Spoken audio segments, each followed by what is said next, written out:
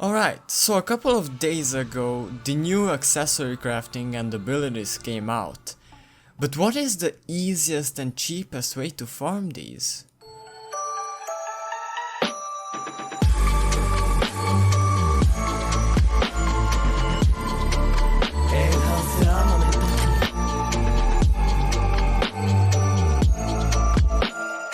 So first things first, you will need to craft rings, and to craft rings you will need a lot of crafting materials and gold. And when you go into the ring crafting session, there will be rings for all kinds of elements, right? But there are two kinds of rings you can craft for each element. The 2-slot rings and the 3-slot rings. And you might ask, why are there 2-slot rings, right? The 3-slot rings just sound better, because the more slots, the more abilities, and the stronger your unit will become, of course. And, well, 2-slot rings cost way less to craft. And that way you'll be able to farm much more abilities than by crafting 3-slot rings, right? And in my opinion, you only want to craft 3-slot rings when you are going to upgrade them into 4-star rings. But that is gonna be a bit later when you have lots and lots of abilities, in my opinion. So the only way to get abilities is by having a ring equipped to your units and doing the training room stages with them. So this right here is the attack training room, and you can check out all the abilities you can get by clicking on the exclamation mark and then on the ability list. Now I will talk about my personal favorite abilities a bit later on in the video. So as you can see, I have rings equipped on all the units on this team, and of course I will do a run right now, and you can see on the screen that my rings got random abilities.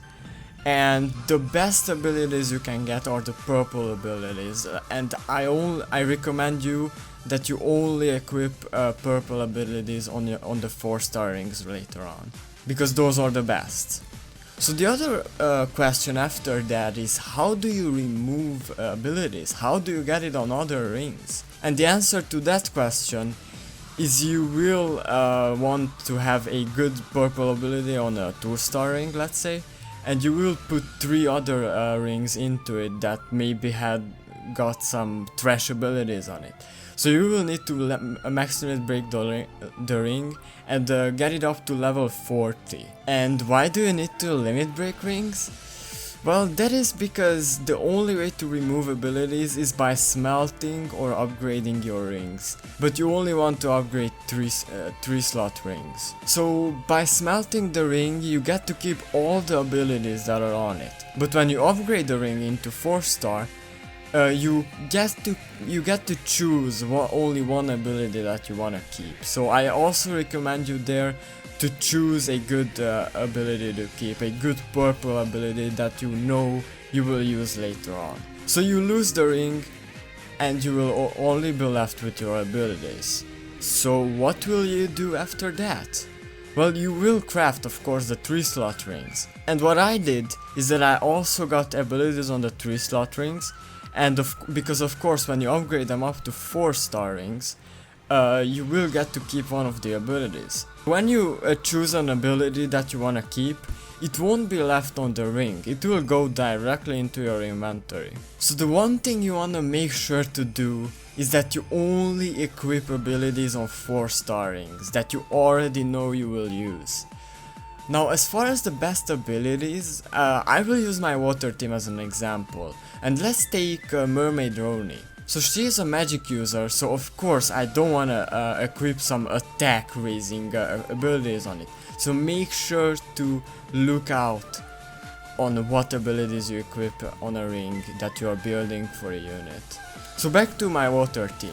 Because I have a recollection field unit on my team, I am hunting for abilities like attack or magic attack up by 8% if I have more than 3 recollection field bars. Now that is a very good ability, an OP ability if you have a recollection field unit on your team. and of course the game is slowly releasing these recollection field units, so in time I do think that all the elements will have more than one recollection field units, so I do think that you should keep these abilities for all the elements. No, it doesn't matter if it has or it doesn't have a recollection field unit yet, but it's just good to have in my opinion. So the other ability I would add to Roni's ring would be the magic attack up by 3%. And this is a very good ability because it doesn't require you to reach anything, like it doesn't require you to have less or more than 50% HP, or it doesn't require you to have a recollection field bars. So this is a very good raw bonus. So the other great abilities to add are the purple speed and crit raising abilities in my opinion. The ability that heals is pretty good, it sounds pretty good, but my water team won't really need it because I have Tisei, Roni and even Asuna to heal.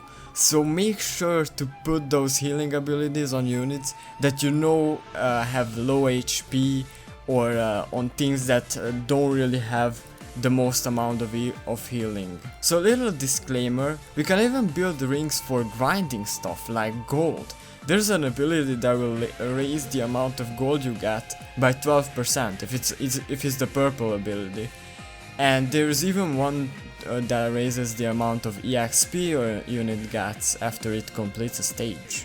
So all of these abilities sound pretty good, right? But at the same time, I think you wanna make sure not to rush filling the ability slots with like blue abilities. I do think that if you wanna have a nice competitive team, you will wanna grind for those purple abilities and only equip them. And because you actually can't remove abilities just like that, you will have to smelt your ring. And that is not something you wanna do because it requires a lot of gold to craft these rings. Now, I have not talked about defensive abilities yet. And that is because in my opinion defensive abilities are not the best. The only defensive unit I can think of right now would maybe be the Earth Elemental Lifa, the Enhanced Mode Lifa. And that is because of course she taunts the enemies and so that the enemies only can attack her. But at the same time, she's not the best unit, right? So I really do think you shouldn't put these defensive abilities on your rings yet, but that's also why I said that let's not rush things. They might release some very strong hard-hitting bosses and we maybe will need defensive abilities later on, so I do not think you should focus on defensive abilities, but as a little disclaimer I wanted to mention that. So I have tried out different methods of how I farmed rings, and I should say the best one, or the laziest one I should say, is the one where I just craft 20 rings at once and get them all in my box and then just do those ability stages over and over. So yeah, just buy 2 slot rings and then just do the ability stages, maximally break them, level them up, and of course smelt them later on to get more and more abilities. And I really have racked up some pretty nice abilities up until now. And it's not that hard, but it costs a whole lot, so it's pretty grindy.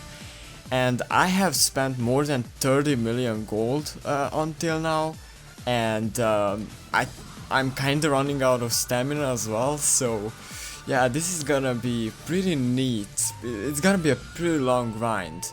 So yeah, for the end of the video, I want you to keep in mind that these are my personal opinions and that I have not yet seen many abilities in action. So there might be abilities that sound bad on paper, but they are very useful in game. And one more thing, do not sell rings. Even if they have trash abilities, as I mentioned, you can just feed them into rings with better abilities, so that you can smelt them later. So yeah, that was it for my first guide for the ability and or slash crafting video. I really hope you enjoyed it and you got informed. And if you have more questions, I will of course answer them in the comments down below. So yeah, I hope this video really helped you, and yeah, I will see you in the next one. Bye!